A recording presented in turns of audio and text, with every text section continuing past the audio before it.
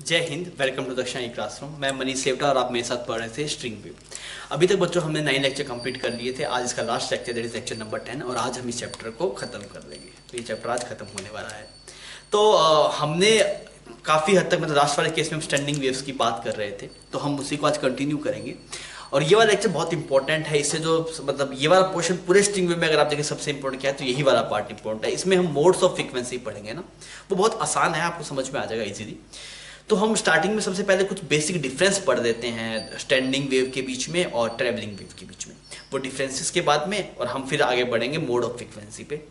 तो ठीक है बच्चों, आइए अपने इसको शुरू करते हैं।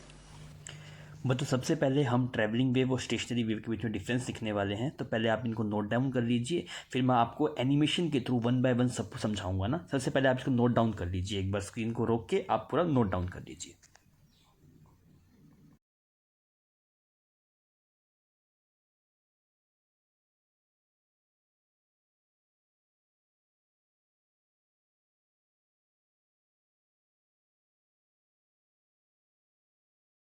तो सबसे पहले अपने ट्रैवलिंग वेव में जो कॉलम्स से पहले हम उनको स्टडी कर देते हैं ना। मैं आपको अभी ट्रैवलिंग वेव दिखाऊंगा और हम वन बाय वन को पढ़ेंगे। सबसे पहला जो ट्रैवलिंग वेव में था वो ये लिखा हुआ था, in these case all particle of the medium oscillate with same frequency and same amplitude. अब देखिए, अभी हम ट्रैवलिंग वेव चलाते हैं। इसके अंदर जब ट्रैवलिंग वेव चल रही है तो हर एक पार्टिकल ऑसिलेट कर रहा है और सबका एम्पलीट्यूड ए है। सबका एम्पलीट्यूड क्या है आपके पास में? ए है। चाहे आप ये पहले वाला येलो डॉट देखिए, चाहे दूसरे वाला येलो डॉट देखिए, जो अभी ऑसिलेट कर रहा है, सबका जो एम्पलीट्यूड है वो कितना है? ए है। तो यहाँ पे जब ट्रैवलिंग वेव चलती है तो हर एक पॉइंट का, उस रस्ते पे कोई पॉइंट होगा, वो सबका एम्पलीट्यूड क्या रहेगा आपके पास में? सेम रहेगा। फ्रीक्वेंसी तो सेम रहती ही है। अब हम बात करते हैं सेकंड पॉइंट पे। सेकंड पॉइंट पे आपको बोला गया, at any instant phase difference between any two particle can be any value between 0 to 2 पाई। इस बात को वैसे तो हम साउंड में बहुत ढंग से समझेंगे, पर आप अभी ऐसे समझ लीजिए कि फेज समझ में आता है। अभी हर एक पार्टिकल ए एम्पलीट्यूड में ऑसिलेट कर रहा है, तो जितना ज़्यादा मीन पोजीशन से डिस्टेंस पे होगा उसके हिसाब से उसका फेज डिसाइड होगा। एसएचएम में अगर आप एसएचएम को याद करेंगे तो जब पार्टिकल मीन पोजीशन पर होता है तो फेज 0 होता है, एक एक्सट्रीम पे होता है तो पाई/2 होता है, वापस मीन पे आता है फिर पाई होता है, इधर 3 पाई/, ऐसे होता है ना फेज आपके पास। तो देखिए इसमें अगर आप देखेंगे तो रस्सी का कोई पार्टिकल अपने एक्सट्रीम पे है, कोई एक्सट्रीम पे नहीं है, कोई बीच में कहीं पे है, कोई कहीं पे, तो सब पोजीशंस पे पार्टिकल्स हैं।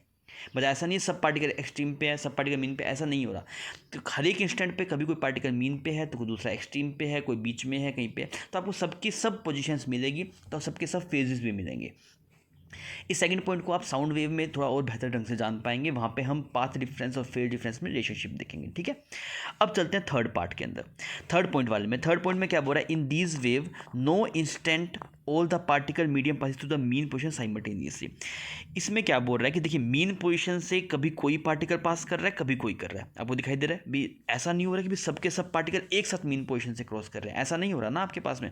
कभी कोई ऊपर जा रहा है, कभी कोई नीचे जा रहा है, कभी कोई ऊपर जा रहा है, कभी कोई नीचे जा रहा है, ऐसा नहीं बस सबके सब एक साथ मीन पॉइंट जा रहे हैं, ऐसा हो रहा नहीं है। स्टेशनरी वेव में ऐसा होता है, उस पर हम चर्चा करेंगे अभी।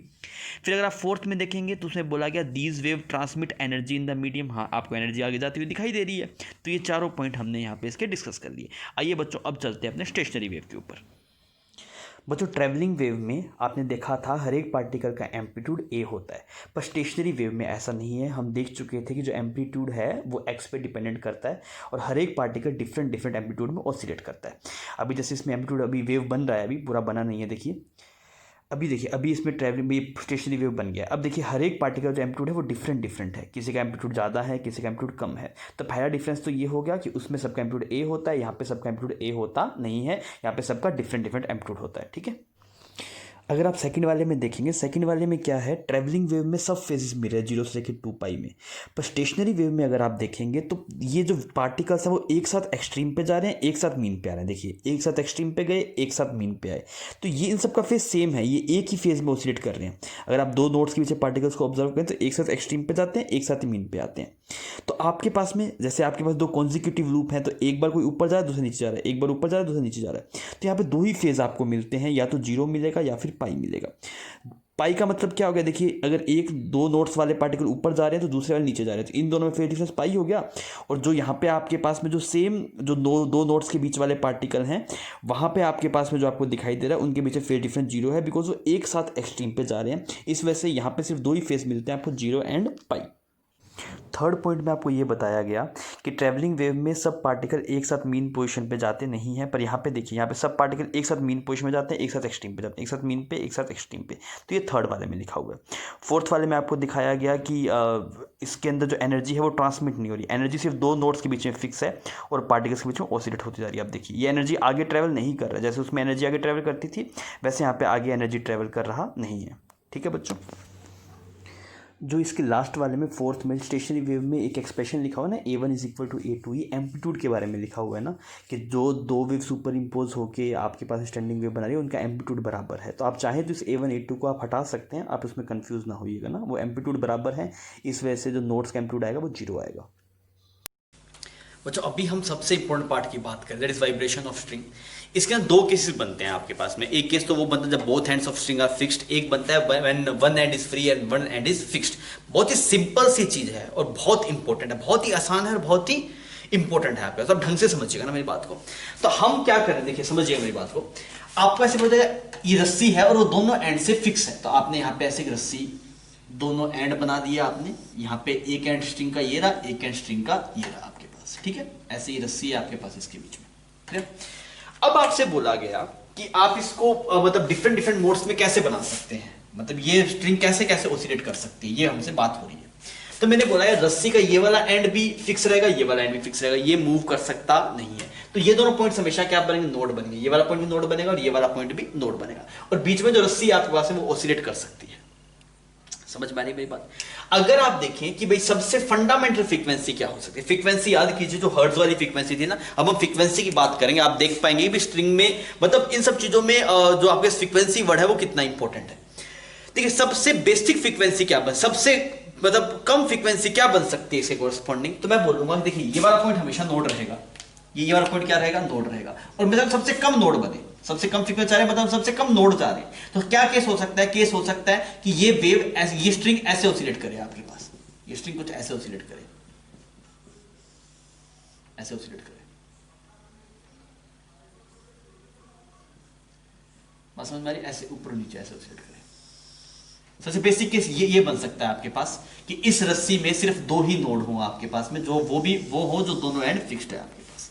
तो रस्सी क्या कर रही है, ऐसा मतलब रस्सी कभी ऊपर जा रही है कभी नीचे जा रही है, कभी ऊपर जा रही है कभी नीचे, ऐसे नहीं भी दोनों जगह पे रस्सी है, रस्सी इसके और इसके बीच में ऑसिलेट कर रही है।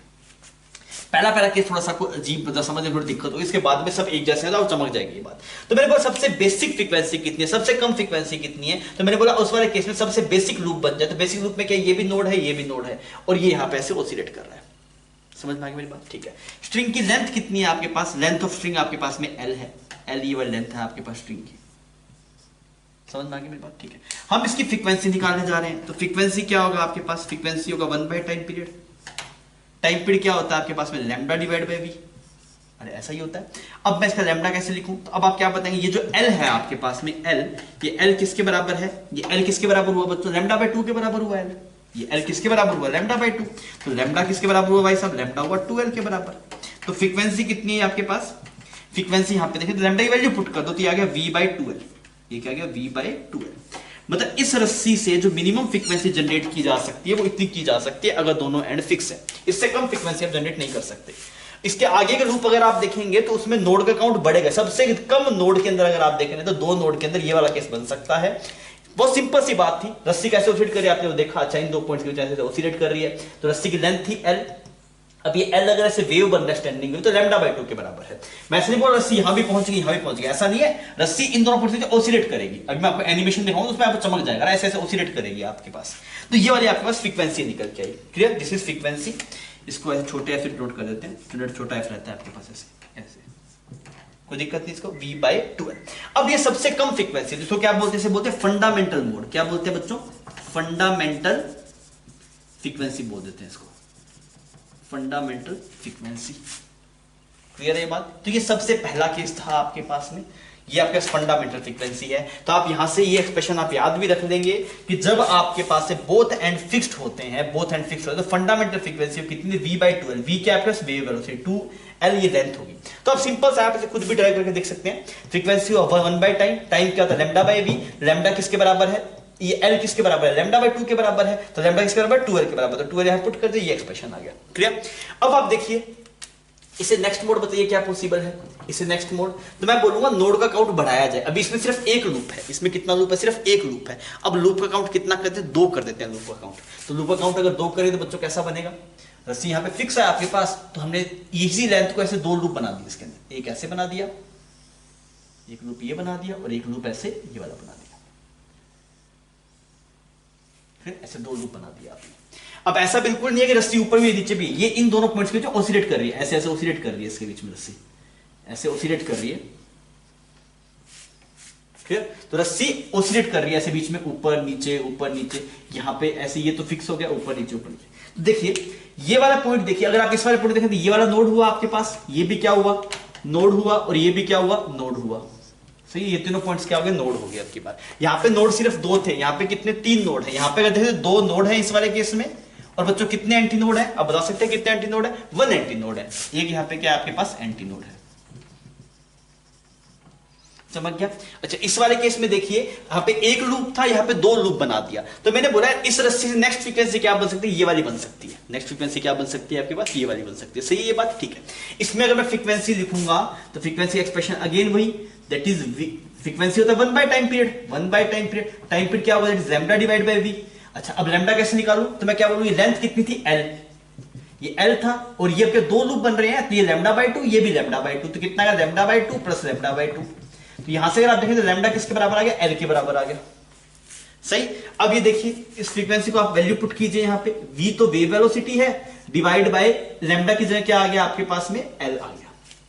अब आप क्या कीजिए, दोनों ऊपर नीचे 2 मल्टीप्लाई कर दीजिए, कोई दिक्कत नहीं है। इसको आप ऐसे लिखेंगे थोड़ा अच्छा लगेगा, ठीक है। एक बार आप इसको ऐसे लिख सकते हैं, अभी मैं नहीं लिख रहा इसको, पर ध्यान रखना इसको ऐसे भी दो कुछ भी लिख सकते हैं। 2 लिखने मतलब है, वो मतलब समझा रहा हूं। ये फ्रीक्वेंसी आ गई आपके पास।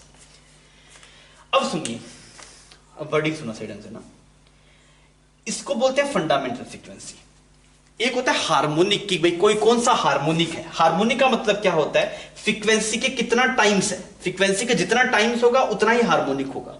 मतलब फंडामेंटल फ्रीक्वेंसी है, उसके जितना टाइम्स होगा कोई फ्रीक्वेंसी, वो उसका उतना ही हार्मोनिक होगा। मेरी बात समझ में आ गई।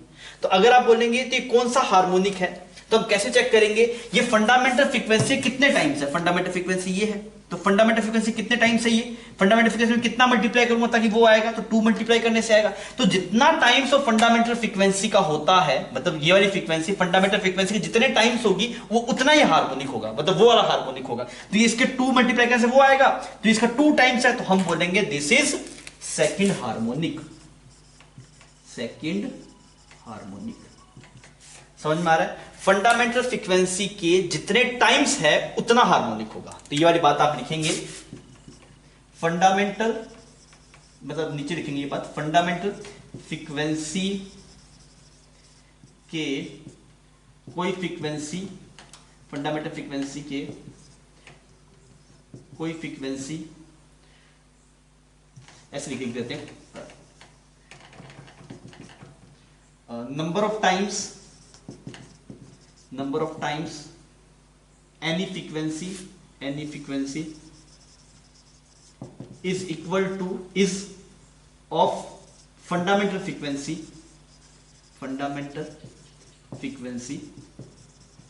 will be harmonic। इंग्लिश थोड़ी सी सही नहीं लिखी गई, तो आप इसको ऐसे समझ सकते हैं। देखिए जैसे मान लीजिए कोई फ्रीक्वेंसी आपके इसमें n टाइम्स f नोट है, यहाँ पे एफ नोट किसको शो कर रहा है, फंडामेंटल को। तो ये आप देख लीजिए, ऐसे ऐसे मतलब ये थोड़ी सी मेरी भाषा समझ लीजिए, आप अपनी भाषा में लिख लीजिएगा, मतलब मेरी फील समझ लीजिए। फील ये है आपके पास में कि कोई भी फ्रीक्वेंसी फंडामेंटल फ्रीक्वेंसी की जितने टाइम्स होगी, कोई भी फ्रीक्वेंसी फंडामेंटल फ्रीक्वेंसी जितने टाइम्स होगी उतना ही हार्मोनिक होगा। जैसे मान लीजिए ये फ्रीक्वेंसी अगर ऐसे होगी n टाइम्स एफ नोट, तो ये n क्या है आपके पास, this is harmonic, this is harmonic, ठीक है। ये एफ नोट क्या है आपके पास, फंडामेंटल फ्रीक्वेंसी, और ये f क्या हो गया, नॉर्मल फ्रीक्वेंसी।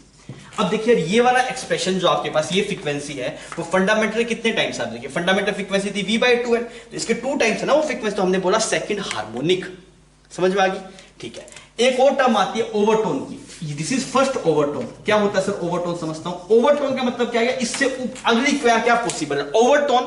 बट टोन मतलब फ्रीक्वेंसी वर्ड के लिए टोन वर्ड यूज होता है, तो ये सबसे फंडामेंटल टोन ये है आपके पास में। इससे अगली जो टोन आपको मिल सकती है, इसके ऊपर कौन सी टोन मिल सकती है, इससे नेक्स्ट ये वाली टोन मिल सकती है। इसके बीच में कोई और फ्रीक्वेंसी नहीं मिल सकती, या तो ये मिलेगी या फिर इसके बाद में ये मिलेगी, इन दोनों बीच में कोई और फ्रीक्वेंसी पॉसिबल नहीं है। तो ये से नेक्स्ट वाली हुई ना, तो इसको बोलते हैं इससे नेक्स्ट वाली, दैट इज फर्स्ट ओवरटोन।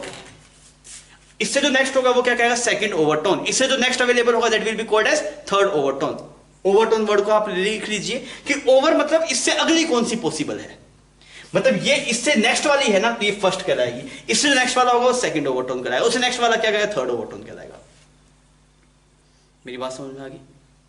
कोई दिक्कत नहीं, ओवरटोन समझ में आ गया। इससे जो नेक्स्ट पॉसिबल होता है, जैसे इससे जो नेक्स्ट पॉसिबल होगी फर्स्ट ओवरटोन, इसके बाद जो सेकंड वाली अवेलेबल होगी दैट इज सेकंड ओवरटोन।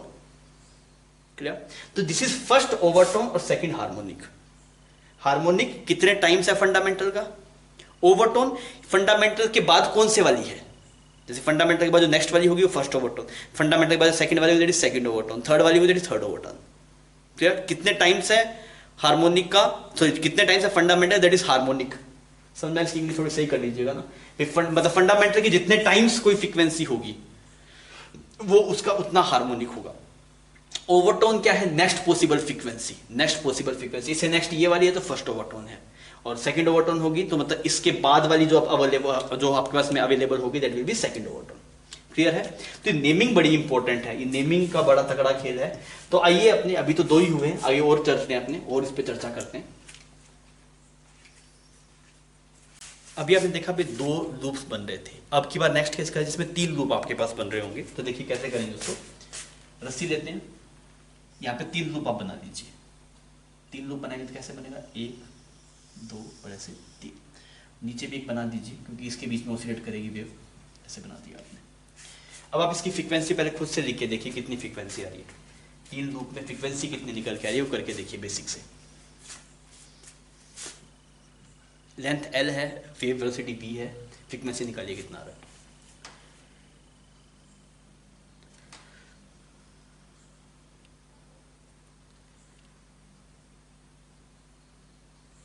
तो आप क्या लिखेंगे, आप लिखेंगे सर फ्रीक्वेंसी होता है 1/t, टी क्या होता है lambda by v, lambda by v कर दिया। अब लैम्डा कैसे लिखूं, इसकी लेंथ एल है।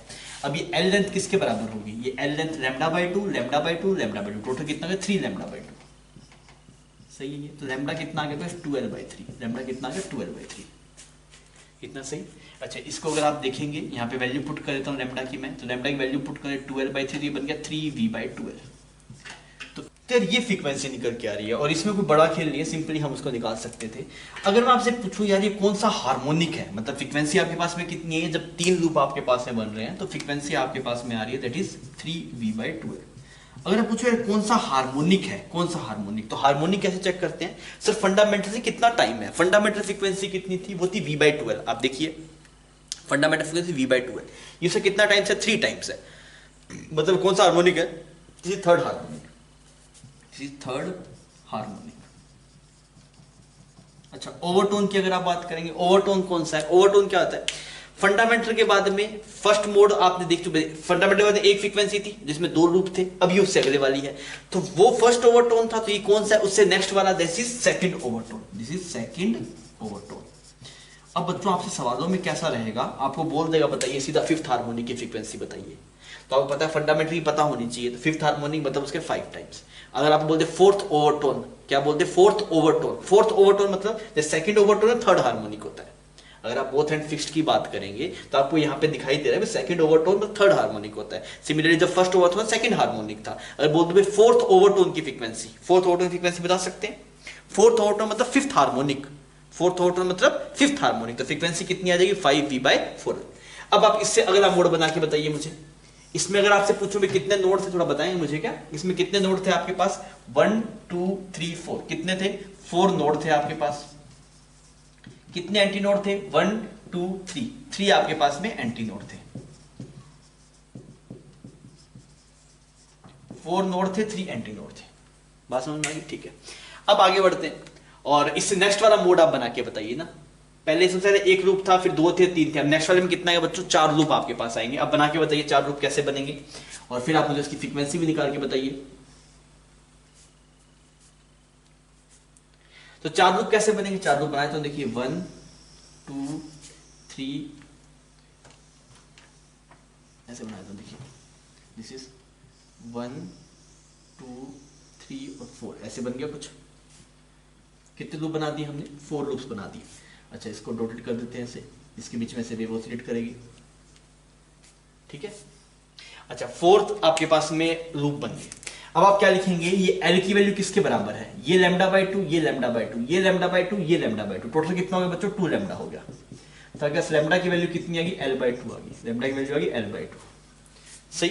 अच्छा लैम्डा की वैल्यू अगर एल बाई टू आ गई तो फ्रीक्वेंसी कितना होता है, फ्रीक्वेंसी होता है आपके पास में 1 बाई टाइम पीरियड, और वो हो जाएगा लैम्डा बाई वी। अच्छा यहाँ पे लैम्डा कितना आ रहा है आपके पास, लैम्डा आ रहा है एल बाई टू, तो ये एक्सप्रेशन कितना बन गया बच्चों, this is become 2v by L. तो फ्रीक्वेंसी है आपके पास में 2v बाई एल। अच्छा ये कौन सा हार्मोनिक है, कौन सा हार्मोनिक है बताइए, ये कौन सा हार्मोनिक है आपके पास। Fundamental frequency v by two है, उसे कितने टाइम्स है, 4 टाइम्स है। फंडामेंटली कितने टाइम्स है, 4 टाइम्स। फंडामेंटल के जितने टाइम्स होगा उतना ही उसका हार्मोनिक होगा। तो फंडामेंटली कितने टाइम्स है, 4 टाइम्स है, तो क्या हो जाएगा fourth harmonic, fourth harmonic. Overtone बताइए तो, ओवरटोन तो आपको पता लग गया सर ये सेकंड ओवरटोन, तो इससे अगला यही पॉसिबल है, तो ये कौन सा ओवरटोन हो गया, थर्ड ओवरटोन हो गया, थर्ड ओवरटोन हो गया। तो हमने यहां पे क्या सीख लिया कि अगर मैं आपको बोलूं nth ओवरटोन, nth ओवरटोन, तो इसका मतलब कौन सा हार्मोनिक हो गया, n+1 हार्मोनिक। और n+1 हार्मोनिक की फ्रीक्वेंसी कितनी होगी, तो आप बोलेंगे सर फंडामेंटल फ्रीक्वेंसी है v बाई टू एल, और इसे कितने टाइम्स है, कौन सा हार्मोनिक है, n+1, तो इसकी फ्रीक्वेंसी बन जाएगी आपके पास f is equal to n+1 v by two L. Clear है बात, समझ में आ गई, कोई दिक्कत नहीं, ठीक है। तो बहुत सही ढंग से क्लियर होना चाहिए हार्मोनिक का और ओवरटोन का, हार्मोनिक क्या है, ओवरटोन क्या है। ये लास्ट में आप इस चीज को याद रख सकते हैं अगर आपको दिक्कत हो रहा है, पर आप फील कर देखिए ओवरटोन मतलब इससे अगला मोड कौन सा है, उससे अगला मोड कितना है, उससे अगला मोड कौन सा है। क्लियर है, तो ये बच्चों अल्ट्रा इंपॉर्टेंट है, आपको ऐसे पूछ लेगा सवाल देके कि इस हार्मोनिक की फ्रीक्वेंसी बताइए, इस ओवरटोन की फ्रीक्वेंसी बताइए, कौन से केस चल रहा है, when both end of string is fixed. Clear, छाप लीजिए। प्रैक्टिकल करके देखते हैं इसका। सबसे पहले फिक्स्ड एंड से देखते हैं, फिक्स्ड एंड से रिफ्लेक्शन कैसे होगा। देखिए फिक्स्ड एंड पे गया, रिफ्लेक्ट होकर उल्टा आ रहा है, देखिए हाथ भी फिक्स्ड एंड है, वो भी फिक्स्ड एंड है, दिखाई दे रहा है आपको, रिफ्लेक्ट होकर उल्टी डायरेक्शन में आ रहा है। ये हमने सीखा था, फिक्स्ड एंड में जो एम्पलीट्यूड होता है वो उल्टी डायरेक्शन में हो जाता है। अभी हम देखिए ये वापस आपको दिखाई दे रहा है, फिक्स्ड एंड से हमने भेजा तो उल्टी डायरेक्शन में घूम के वेव आ रही है, ठीक है। तो यहाँ पे दोनों आपके पास में फिक्स्ड एंड है। अब हम आगे हार्मोनिक्स बनाते हैं इसके। ये इसका फर्स्ट हार्मोनिक है आपके पास में, वो बोथ एंड फिक्स में, बोथ एंड फिक्स में सिर्फ एक लूप बनता है, तो फर्स्ट हार्मोनिक है आपको आपके पास। इसमें नोड की पोजीशन एन से दिखाई गई है, एंटी नोड की ए से दिखाई गई है। जो हाथ पे पॉइंट है दैट इज़ नोड, वहाँ पे जो एंड में लगा हुआ है दैट इज़ ऑल्सो नोड। अभी हम इसको सेकंड हार्मोनिक में लेके चलते हैं।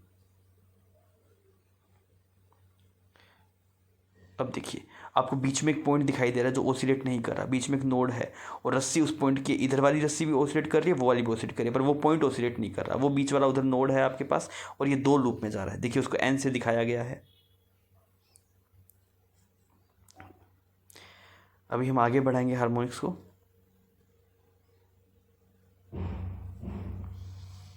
अभी देखना इसमें 3 लूप बनेंगे आपके पास में, 3 लूप बन रहे हैं। नोड्स की पोजीशन देख लीजिए, लूप देख लीजिए कैसे बन रहा है।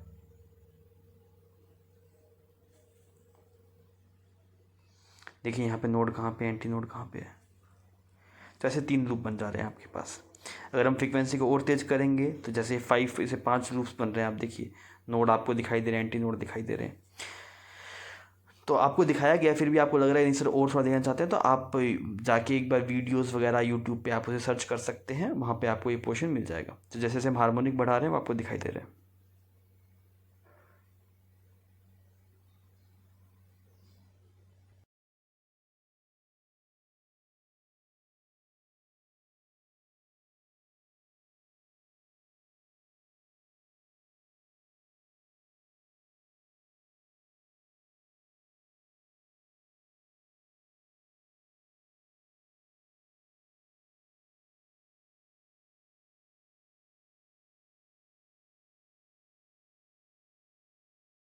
ने अभी किया था, हम उस पर थोड़ा सवाल कर लेते हैं। सवाल में क्या है, आपको बताएगा find frequency in the case of both and fixed. पहले पढ़ना जरूरी है क्योंकि अभी तक जो फ्रीक्वेंसी पढ़ा है वो बोथ एंड फिक्स्ड में पढ़ी है। इसके आगे हम एक और पढ़ेंगे फ्रीक्वेंसी के मोड, उसमें होगा वन एंड फ्री। अभी क्या बोथ एंड फिक्स्ड है आपके पास। अच्छा, थर्ड हार्मोनिक में बताइए, थर्ड हार्मोनिक की फ्रीक्वेंसी क्या लिखी जाएगी, थर्ड ओवरटोन की क्या लिखी जाएगी, एट्थ हार्मोनिक की फ्रीक्वेंसी क्या लिखी जाएगी, सिक्स्थ ओवरटोन की फ्रीक्वेंसी क्या लिखी जाएगी, बताइए।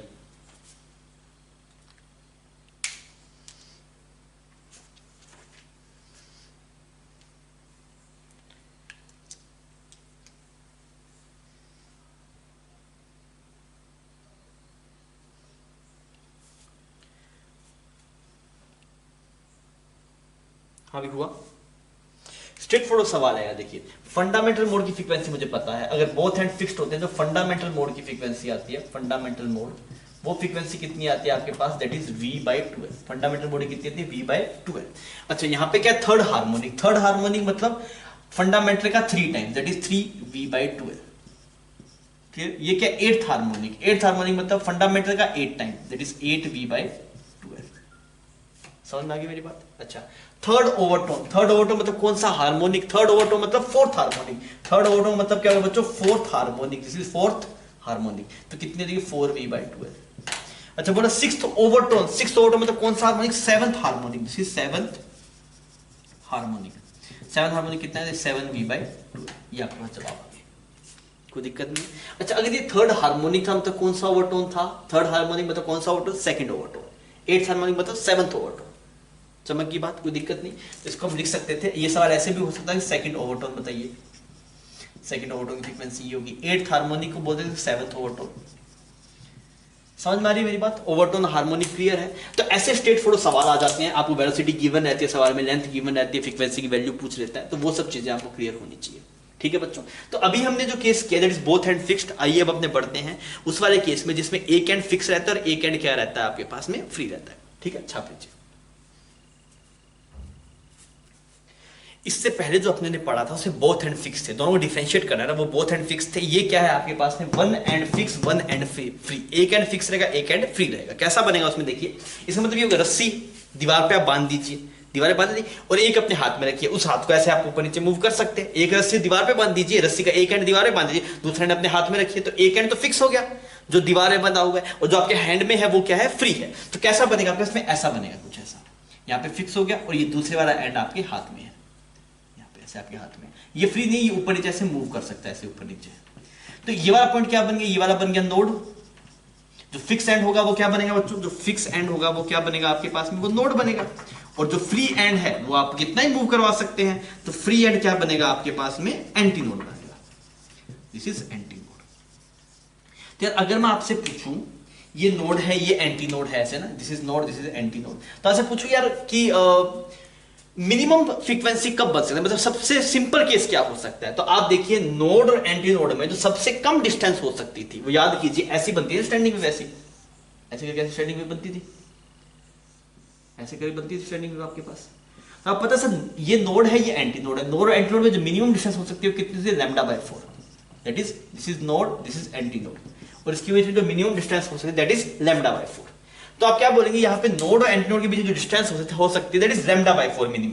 तो λ/4 मतलब कैसा बनेगा आपके पास में, ये वेव कैसी बनाई जा सकती है, ये एंटी नोड बना दिया, देखिए यहां से शुरू किया नोड, यहाँ पे एंटी नोड पे खत्म करना है, तो कैसा बनेगा, कुछ ऐसा बनेगा आपके पास, ये से। मतलब ये वेव इन दोनों पॉइंट्स के बीच में ऑसिलेट करती रहेगी ऐसे।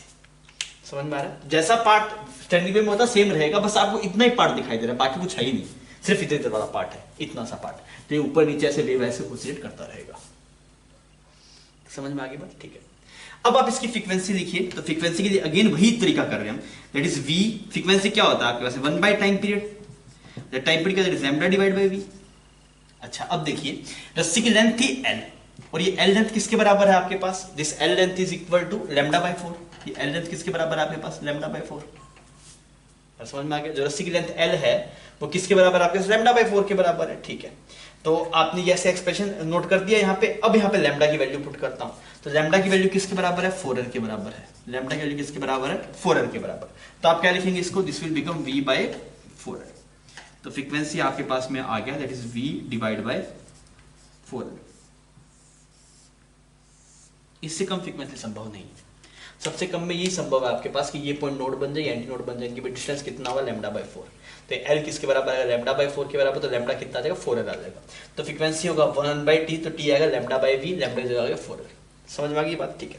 तो ये कौन सा हार्मोनिक, ये क्या हुआ, ये फंडामेंटल फ्रीक्वेंसी, इससे कम फ्रीक्वेंसी पॉसिबल नहीं है। फंडामेंटल फ्रीक्वेंसी क्या होती है, मिनिमम फ्रीक्वेंसी जो बन सकती है, तो मिनिमम फ्रीक्वेंसी यही बन सकती है, this is named as fundamental frequency, this is named as fundamental frequency. तो हार्मोनिक बोले तो क्या होता है, हार्मोनिक का मतलब होता है कि कितने टाइम्स है, फंडामेंटल कितने टाइम्स है, फंडामेंटल है तो फंडामेंटल कितने टाइम, 1 टाइम है, तो इसका फर्स्ट हार्मोनिक भी बोल सकते हैं, फंडामेंटल का फर्स्ट हार्मोनिक भी बोल सकते हैं। ओवरटोन, तो इससे आगे वाले ओवरटोन क्या बोलते हैं, फर्स्ट ओवरटोन, चाहे तो आप इसको जीरोथ ओवरटोन भी बोल सकते हैं, जीरोथ ओवरटोन। ये सेम नेमिंग आप वहां पे भी कर सकते थे। हार्मोनिक का मतलब होता है कितने टाइम्स, तो कितने टाइम्स है फंडामेंटल का 1 टाइम से, बिकॉज फंडामेंटल तो है। ओवरटोन मतलब इससे आगे वाला की बात होती है ना, वो इससे आगे वाला फर्स्ट ओवरटोन होता है, तो ये कैसा हुआ, जीरोथ ओवरटोन। क्लियर, तो ये सबसे बेसिक बन गया आपके पास। अभी हम आगे बढ़ते हैं, नेक्स्ट वाले मोड में चलते हैं कि इसके बाद में नेक्स्ट क्या पॉसिबल है, नेक्स्ट क्या पॉसिबल है आप बता सकते हैं मुझे कि ये वाला पॉइंट नोड रहना चाहिए, एंटी नोड रहना चाहिए, इससे नेक्स्ट पॉसिबिलिटी क्या बन सकती है। अभी यहां पे खत्म हुई है कहानी, अगली बार क्या हो, यहां पे खत्म हो जाए, बिकॉज यहां पे तो खत्म हो नहीं सकती ना, अगर यहां पे खत्म होते दोनों पॉइंट्स नोड बन जाएंगे। हमें इस वाले पॉइंट को नोड रखना है, इसको एंटी नोड रखना है, और इसको नोड, अगर इसको एंटी नोड रखना है तो ये पहले यहां पे खत्म हो, फिर उसके बाद में यहां पे खत्म हो सकती है आपके पास में। समझना चाहिए नोड और ये ऐसे एंटी नोड कर पाएंगे, कैसे करके बताइए, तो कैसा बन रहा है इसका नेक्स्ट वाला मोड आपके पास।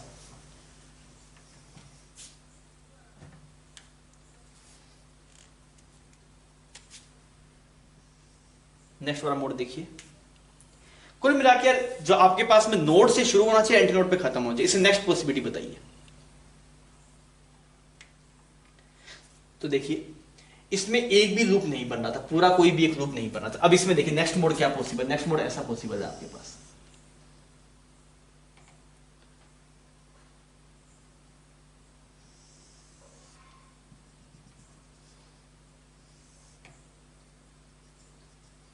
क्लियर, ये कुछ ऐसा मोड बन रहा है आपके पास, ऐसे करके कुछ, ऐसे ऐसे स्टैंडिंग वेव थी ना, मैं स्टैंडिंग वेव को यहां बनाया था, ऐसे करके कुछ स्टैंडिंग वेव बनती है आपके पास, ऐसे स्टैंडिंग वेव बनती है।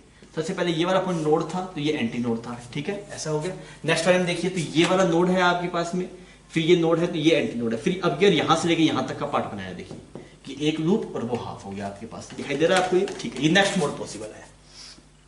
अब इसमें क्या लिखा जाएगा, फ्रीक्वेंसी कितनी आएगी आपके पास, frequency again 1 by time period, और ये हो गया आपके पास में लैम्डा डिवाइड बाई वी। अच्छा अब लिखेंगे क्या, ये एल लेंथ है, एल लेंथ किसके बराबर आएगा, 3 λ/4 के।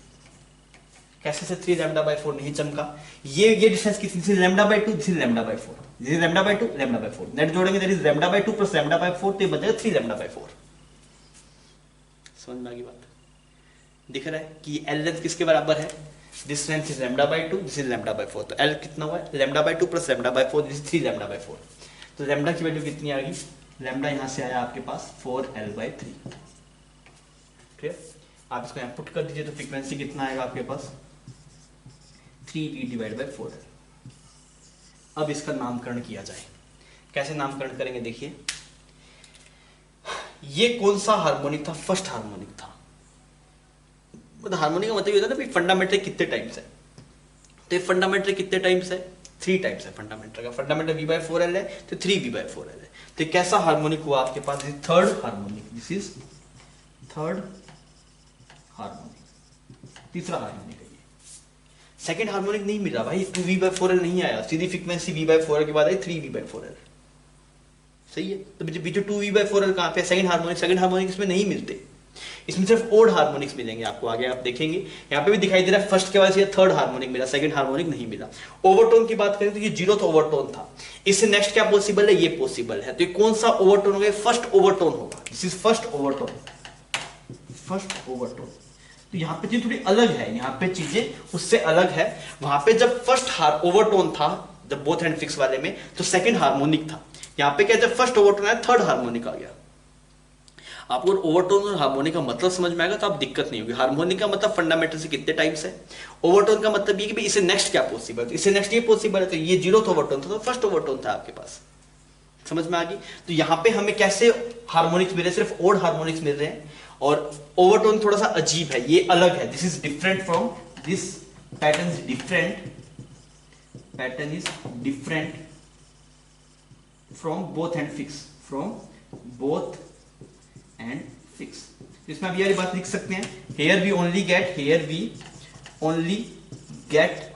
odd harmonics। ओवरटोन भी सिर्फ ओड मिलेंगे क्या? ओवरटोन सबके सब मिलेंगे, हार्मोनिक सिर्फ कैसे मिलेंगे? ओड मिलेंगे आपको, ओवरटोन सबके सब मिलेंगे। ठीक है, तो अब आप क्या कीजिए, ये फर्स्ट था, ये सेकंड, अब इससे नेक्स्ट बताइए, नेक्स्ट मोड क्या पॉसिबल है, तो उस पर चर्चा करते हैं। तो आप इसको छापिए और साथ में आप इसे नेक्स्ट वाले मोड को आप खुद बना के देखिए, फिर अपन इसको डिस्कस करते हैं। हमने one end free, one and fix के अंदर दो हमने मोड्स बना लिए थे। अब आगे बढ़ते हुए से अगला देखते हैं, अगला कौन सा पॉसिबल है। आपने बना लिया क्या? एक बार आप खुद से ट्राई करना चाहिए ना इसको। तो मैं पहले स्टैंडिंग पे बना लेता हूँ पहले, उससे मुझे आइडिया लगेगा, थोड़ा डायग्राम बनाने में हेल्प मिलेगी। ऐसे आपने बना लिया, ऐसे बना लिया आपने। देखिए सबसे पहले वाले केस में यहाँ पे खत्म हो रहा था, ये फर्स्ट था आपके पास में, फिर नेक्स्ट वाला यहाँ पे खत्म हुआ था। अब इससे नेक्स्ट वाला कहाँ पे खत्म हुआ? यहाँ पे खत्म नहीं हो सकता, बिकॉज एक नोड तो यहाँ पे बन गया, दूसरा एंटी नोड बनना चाहिए। थर्ड वाला कहाँ पे खत्म होगा? यहाँ पे खत्म होगा। तो आप कैसा वेव बनाएंगे? दो लूप पूरे बनेंगे, दो लूप पूरे बना दीजिए ऐसे, और एक लूप ऐसे क्वार्टर बनेगा आपके पास में, एक लूप ऐसे क्वार्टर बन जाएगा। ठीक है, एक लूप ऐसे क्वार्टर बन गया, सही। अच्छा, अगेन वही कहानी है, जैसे करते थे वैसे ही करेंगे। आप इसकी फ्रीक्वेंसी निकाल के बताइए कितनी आ रही है।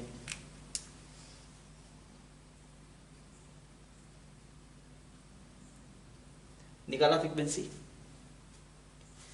तो आप बोलेंगे सर फ्रीक्वेंसी के लिए वही एक्सप्रेशन है, frequency is equal to 1 by time period. Time period होता है लैम्डा बाई वी। अब लैम्डा कैसे जज करेंगे? देखिए ये एल लेंथ किसके बराबर है? ये लैम्डा बाई 2, ये लैम्डा बाई 2, टोटल लैम्डा हो गया plus lambda by 4, this is lambda plus lambda by 4, this is 5 lambda by 4। तो लैम्डा आपके पास में आया, that is 4l by 5, lambda is equal to 4l by 5।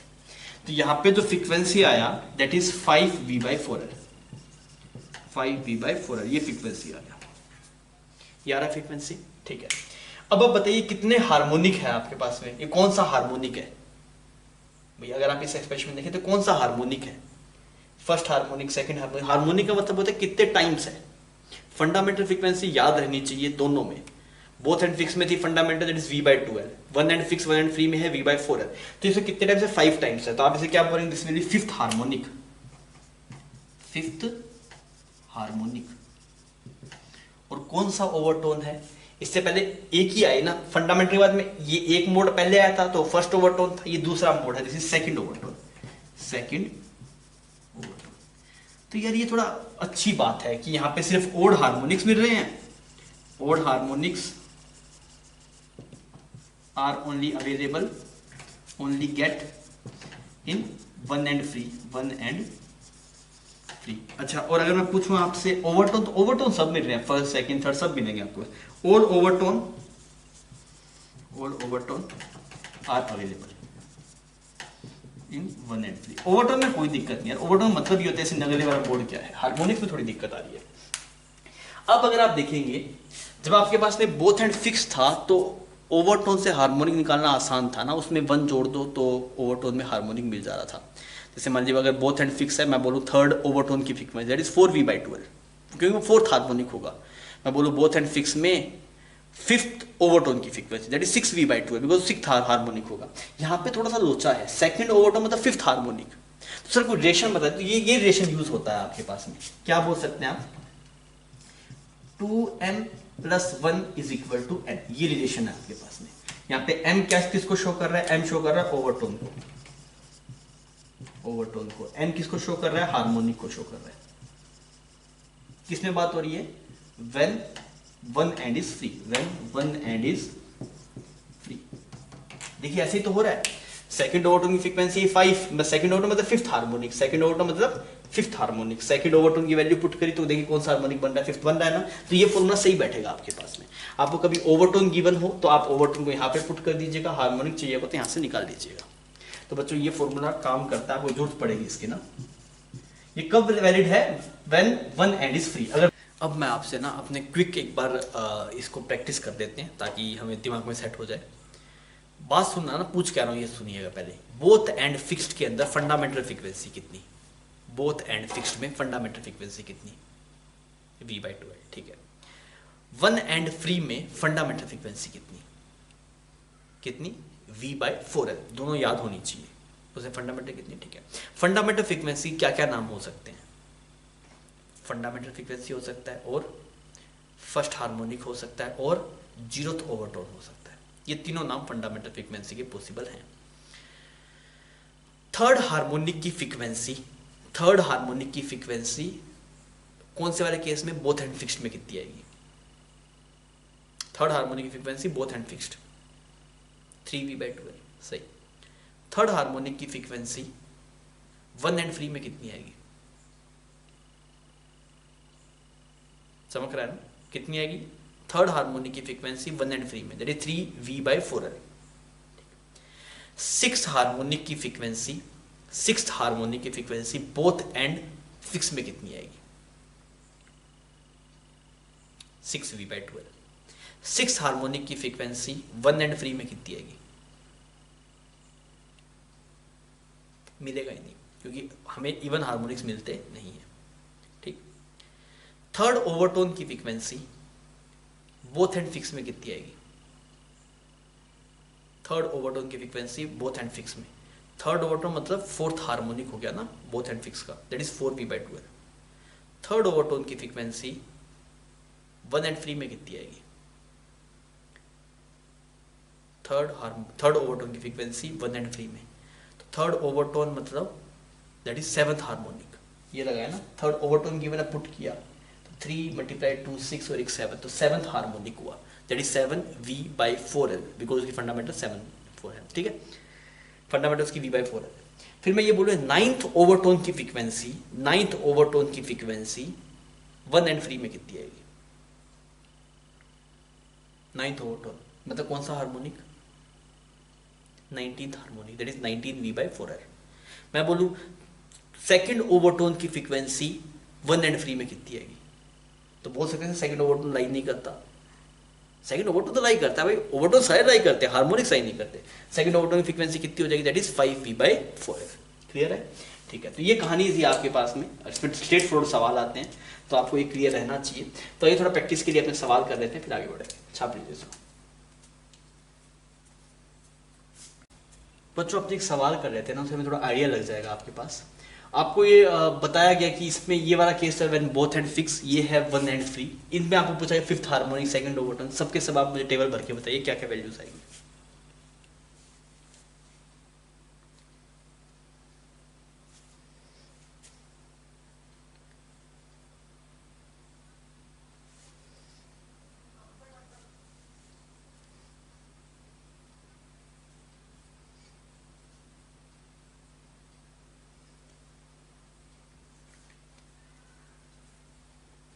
हमें हुआ तो यार देखिए, ये फिफ्थ हार्मोनिक है, तो बोथ एंड फिक्स में जो फंडामेंटल फ्रीक्वेंसी मेरे पास निकल के आती है, फंडामेंटल फ्रीक्वेंसी आती है बोथ एंड फिक्स में v/2l, तो v/2l इसका कितना times, 5 time, because fifth harmonic है।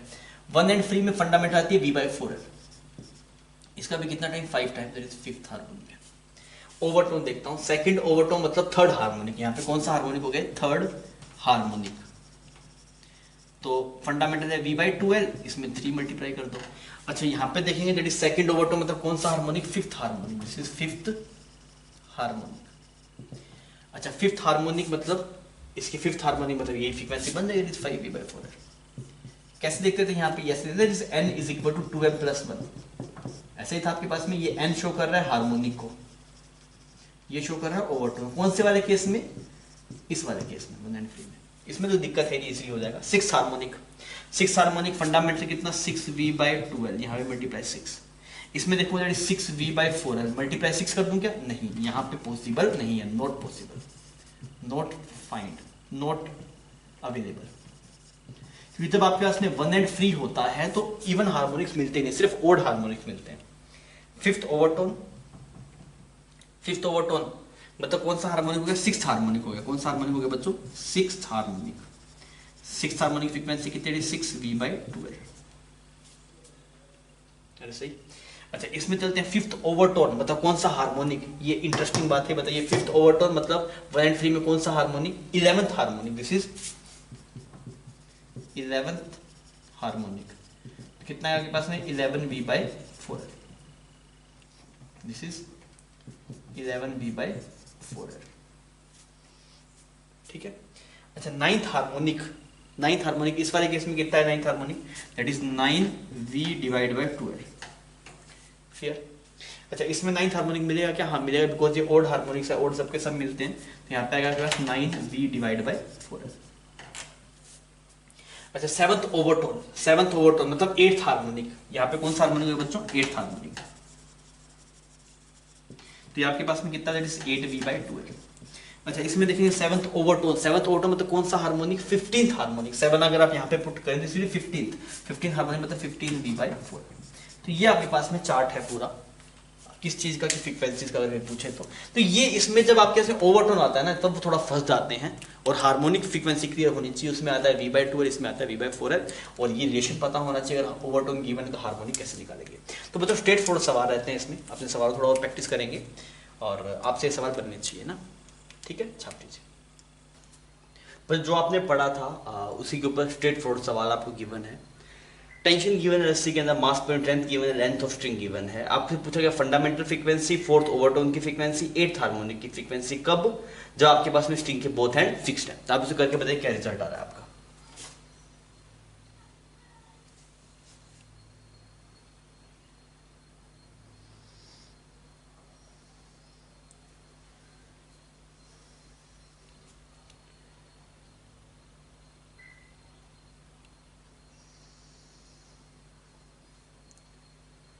कैसे करेंगे, आपको ये एक्सप्रेशन याद होना चाहिए कि जब आपके ऐसे बोथ हैंड फिक्स रहता है तब फंडामेंटल फ्रीक्वेंसी आती है V/12। फंडामेंटल फ्रीक्वेंसी कितनी थी, V/12। तो हमसे सिर्फ वेलोसिटी निकालना पड़ेगा। वेलोसिटी कितना आता है, √T/μ, ये पढ़ा है हमने, √T/μ। अच्छा, टेंशन की वैल्यू सवाल में गिवन है, टेंशन की वैल्यू कितनी है, 10 न्यूटन, और यहाँ पे 0.1, म्यू की वैल्यू 0.1 है, ये ऊपर चला जाएगा तो कितना है 10 मीटर पर सेकंड। तो वेलोसिटी ऑफ वेव तो आ गया आपके पास है 10 मीटर पर सेकंड। अब देखिए फ्रीक्वेंसी फंडामेंटल कितनी आएगी आपके पास में, एफ अगर आप देखें दैट इज V/12 आती है, this is fundamental, this is first harmonic भी बोल सकते हैं आप उसको, या फंडामेंटल भी बोल सकते हैं, क्लियर। तो ये फंडामेंटल फ्रीक्वेंसी है V/12, तो V की वैल्यू पता है 10 डिवाइड बाय 2, L की वैल्यू कितनी है, L की वैल्यू सवाल में गिवन है 50 सेंटीमीटर है, सेंटीमीटर से काम नहीं चलेगा, वैसे मीटर में कन्वर्ट करना पड़ेगा, डिवाइड बाय 100 कर दिया आपने। अच्छा, अगर आप इसको देखेंगे तो एक्सप्रेशन कुछ यहाँ पे साफ हो गया, 10 हर्ट्ज बन गया आपके पास। तो इसमें जो फंडामेंटल फ्रीक्वेंसी जो आपके पास में है दिस इज 10 हर्ट्ज, इसको आप फंडामेंटल बोल सकते हैं, दिस इज फंडामेंटल, ठीक है। अब अगर आप बात करेंगे फंडामेंटल फ्रीक्वेंसी का काम हो गया, अभी बात करते हैं फोर्थ ओवरटोन। कौन सा केस चल रहा है, केस दिमाग में होना चाहिए, बोथ एंड फिक्स की बात चल रही है। फोर्थ ओवरटोन मतलब क्या हो गया, कौन सा हार्मोनिक, ओवरटोन से मजा नहीं आता है हमें पहले हार्मोनिक चाहिए तभी हम आगे काम कर सकते हैं। फोर्थ ओवरटोन जब बोथ एंड फिक्स होता है तो ओवरटोन का मतलब, जैसे फोर्थ ओवरटोन है मतलब फिफ्थ हार्मोनिक, nth ओवरटोन मतलब n+1 हार्मोनिक, तो कौन सा हार्मोनिक हो गया आपके पास, this is fifth harmonic, this is fifth harmonic. अब काम बन जाएगा, देखिए फ्रीक्वेंसी कितनी होगी, 5 टाइम्स ऑफ फंडामेंटल फ्रीक्वेंसी, इसको F नोट बोल देता हूं fundamental frequency, 5 times of fundamental frequency ना, फंडामेंटल फ्रीक्वेंसी कितनी है 10, इसका 5 टाइम कितना है 50 हर्ट्ज। देखिए कितना आसानी से सवाल हो गया। तो फंडामेंटल पता है कितने टाइम्स होगा, ये हार्मोनिक आपको बता देता है।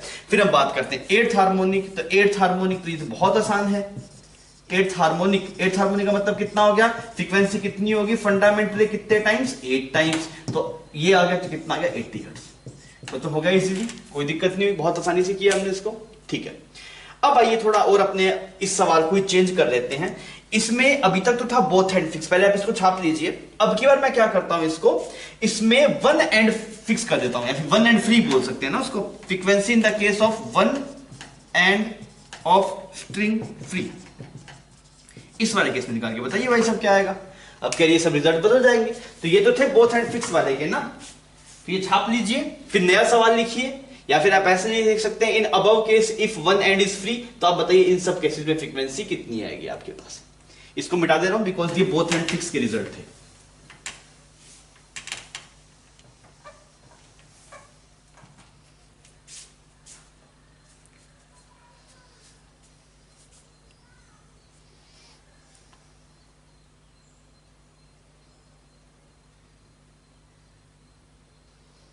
ये हो पाएगा ना, ये होना चाहिए, हमने बहुत ढंग से पढ़ा है इसको।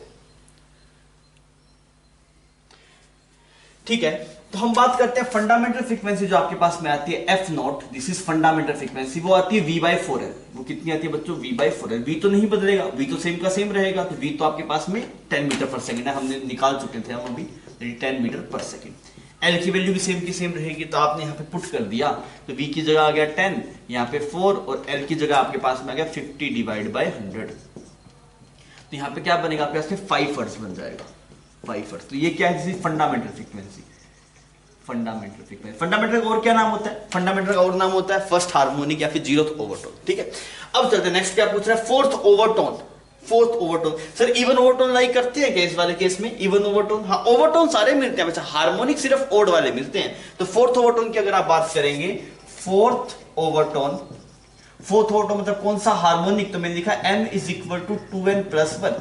ये ओवरटोन को शो करता है, ओवरटोन को शो करता है, ये हार्मोनिक को शो करता है। तो अगर आप यहाँ पे वैल्यू पुट करेंगे तो ये कौन सा हार्मोनिक बन जाएगा आपके पास में? 9th harmonic, this is 9th harmonic. अब बहुत आसान है, 9th हार्मोनिक क्या होगा आपके पास? Frequency that is 9 multiply F naught, F naught की वैल्यू 5 है यहाँ पे, तो 45 हर्ट्ज आएगा। आसान था ये, ठीक है। अब हम बात करते हैं 8th हार्मोनिक की। 8th हार्मोनिक, 8th हार्मोनिक मिलेगा क्या? 8th हार्मोनिक मिलता है क्या? 8th हार्मोनिक क्या बोल सकते हैं? 8 मल्टीप्लाई 5 नहीं, 8th हार्मोनिक मिलता नहीं है, तो क्या बोलेंगे? Not available, not available. 8th harmonic मिलता ही नहीं है ना। इवन हार्मोनिक सिर्फ कहां पे मिलते हैं आपको? जब बोथ हैंड फिक्स हो। अगर आपके पास वन हैंड फ्री होगा तो आपके पास में इवन हार्मोनिक्स नहीं मिलेंगे। क्लियर? तो बेसिक स्ट्रेट फॉरवर्ड सवाल था, आई होप आपको समझ गया होगा। छाप लीजिए।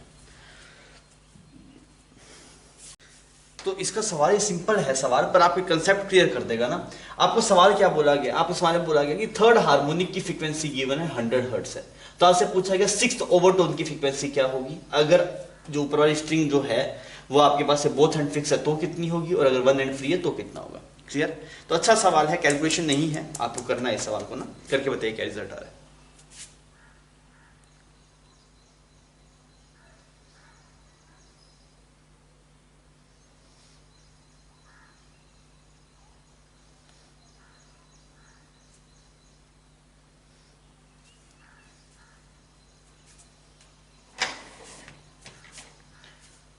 हाँ भी हुआ, ठीक है। अब देखिए 3rd हार्मोनिक की फ्रीक्वेंसी 100 हर्ट्ज है। इस वाले केस में अगर आप देखेंगे, सबसे पहले हम बात करते हैं बोथ एंड फिक्स की। अगर आप देखें बोथ एंड फिक्स्ड, तो इस वाले केस में क्या होगा? जो 3rd हार्मोनिक की फ्रीक्वेंसी होगी, F of 3rd harmonic, frequency of 3rd harmonic, वो किसके बराबर होगा? 3 टाइम्स एफ नोट के बराबर होगा। समझ में आ रहा है? That is 3 times of F note के बराबर होगा। अच्छा, तो 3 टाइम्स ऑफ एफ नॉट, यहाँ पे इस पूरे की वैल्यू आपको गिवन है 100, 3rd हार्मोनिक फ्रीक्वेंसी 100 गिवन थी ये। तो यहाँ जो फंडामेंटल आपके पास में निकल के आई that is 100/3, this is fundamental frequency.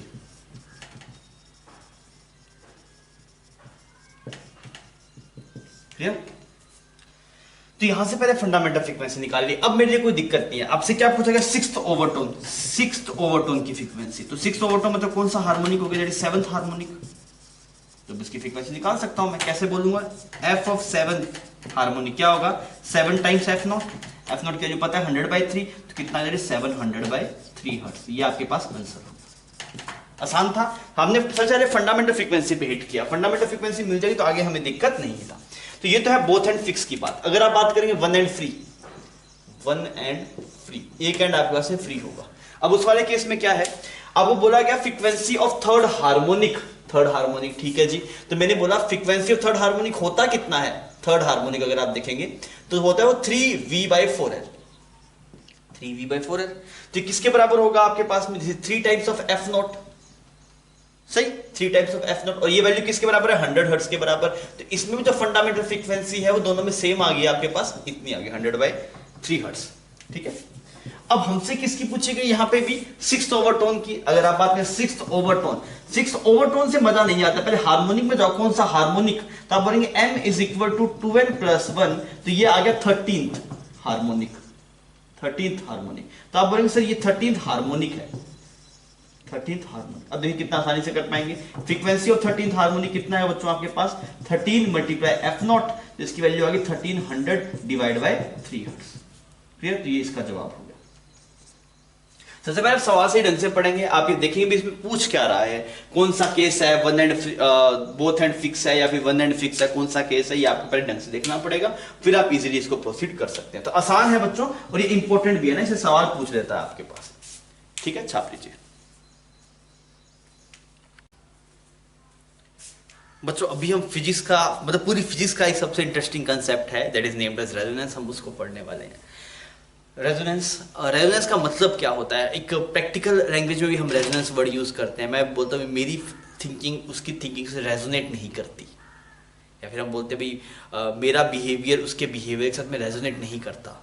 Resonate का मतलब क्या होता है कि चीजों का मिलना, मतलब मिलके और वो चीजें बड़ी हो जाना, ये फिनोमिनन आपके पास फिजिक्स, मतलब फिजिक्स अगर आप छोड़ दें, नॉर्मल रेजोनेंस वर्ड का मीनिंग अगर आप देखें, इसका मतलब ये है कि कोई भी चीजें मिलेगी तो मिलने के बाद फाइनल जो रिजल्ट होगा बड़ा होगा, आपके पास में कुछ अच्छा होकर वो चीज बड़ी हो जाएगी, ये कहलाता है रेजोनेंस। जैसे मान ली मेरी और उसकी थिंकिंग रेजोनेट हो रही है, तो हम दोनों थिंकिंग मिलेगी और कुछ हम बड़ा बना देंगे, this phenomenon is named as resonance, मतलब दोनों में एक समन्वय है, this is named as resonance. अब होता क्या है आपके पास में, आपने ऐसे पहले भी आपने सुना होगा कि जब आर्मी परेड करती है तो आर्मी को परेड करते हुए किसी भी आप ब्रिज से लेके नहीं जाते भाई। हम ये नहीं चाहते जब ब्रिज से अगर कोई आर्मी पास हो रही है तो हम चाहते हैं परेड करते ना, जब वो रैंडम मोशन करे। बिकॉज क्या, जब कोई चीज परेड करते हैं, ऐसे वो बंदे परेड करते हैं, उनकी परेड करिए एक फ्रीक्वेंसी है, ठक ठक ठक ठक, वो एक फ्रीक्वेंसी है ना, एक टाइम में वो कितनी बार वो आवाज आ रही है, वो उनकी फ्रीक्वेंसी है। अब वो जो ब्रिज होता है वो भी आपके पास में हैंगिंग ब्रिज होता है, वहां पे वो भी हैंग हुआ हुआ है आपके पास में, या फिर दो एंड में बीच में फिक्स है, दो पोल्स है, कुछ भी है आपके पास में, तो उसके भी कोई ना कोई फ्रीक्वेंसी होगी। वो भी तो रस्सियों की तरह ट्रीट हो सकता है ना, उसकी भी कुछ ना कुछ फ्रीक्वेंसी होगी। अगर वो जो बंदे परेड कर रहे हैं उनकी फ्रीक्वेंसी और उस जो ब्रिज की फ्रीक्वेंसी आपस में मैच कर गई तो ब्रिज बहुत लार्ज एम्पलीट्यूड में ऐसे ऑसिलेट करना शुरू कर देगा। ये इंटरेस्टिंग चीज है कि जब मतलब किसी बॉडी की नेचुरल फ्रीक्वेंसी के साथ में ड्राइविंग फ्रीक्वेंसी मैच कर जाती है तो क्या होता है, उस बॉडी के एम्पलीट्यूड बहुत ज्यादा बढ़ जाते हैं आपके पास में, और this phenomenon is named as resonance. तो उसमें क्या होता है, जब वो लोग परेड करते हैं तो परेड करने की फ्रीक्वेंसी एफ नॉट, अगर मान लीजिए वही फ्रीक्वेंसी आपके पास में, जैसे दो रस्सियां बंधी हुई है उसकी फ्रीक्वेंसी थी ना आपके पास में फंडामेंटल फ्रीक्वेंसी v/2 है, सिमिलरली वहां पुल है वो भी, लेकिन दो पॉइंट्स के बीच में हिंज रहते हैं आपके पास, तो उसके कोरस्पॉन्डिंग भी कुछ फ्रीक्वेंसी होगी। अगर ऐसा हो गया कि परेड करने की फ्रीक्वेंसी और जो आपके पास में दो जो ब्रिज बना हुआ उसकी नेचुरल फ्रीक्वेंसी आपस में मैच कर गई तो पुल ऐसे बहुत ऑसिलेट करना शुरू कर देगा ऐसे एम्पलीट्यूड में, और ऑसिलेट करना शुरू कर देगा तो इतना ऑसिलेट हो जाएगा, एम्पलीट्यूड इतना ज्यादा बढ़ जाएगा उसका कि वो ब्रिज टूट जाएगा वहां पे, तो वो फिर नुकसान है। इसलिए हम चाहते हैं, आपने ऐसे बहुत बार देखा होगा कि ऐसे कूलर चल रहा है, कूलर बहुत आवाज कर रहा है, खट खट खट खट खट ऐसे आवाज कर रहा है, आपने उसमें थोड़ा सा एक पत्थर रखा, आवाज शांत होगी।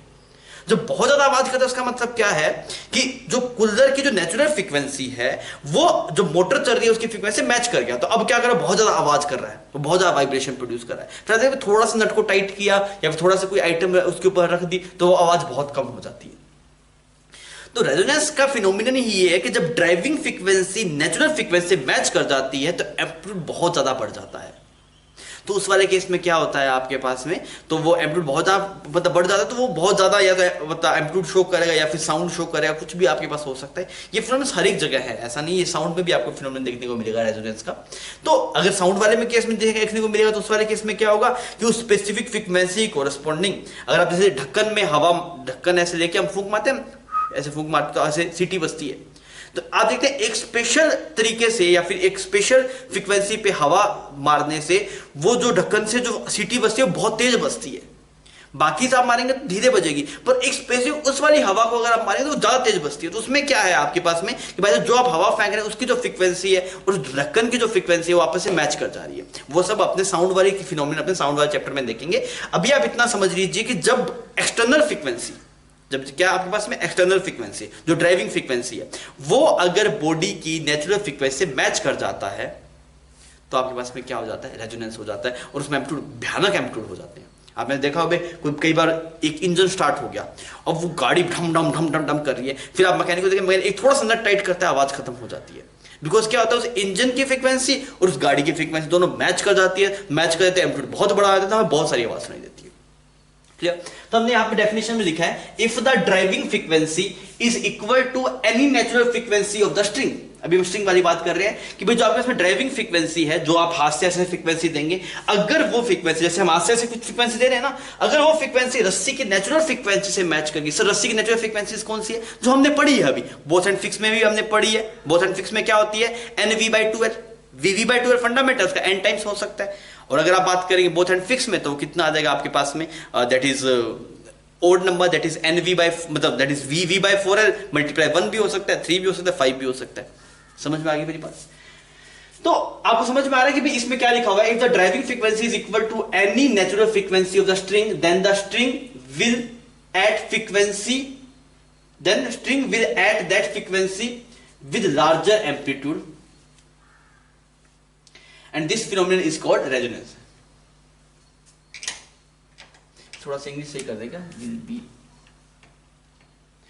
Then the string will be at that frequency with larger amplitude. तो उसी फ्रीक्वेंसी में एम्पलीट्यूड होगा वो क्या हो जाएगा? बहुत ज्यादा हो जाएगा। समझ में आ गई मेरी बात? ठीक है।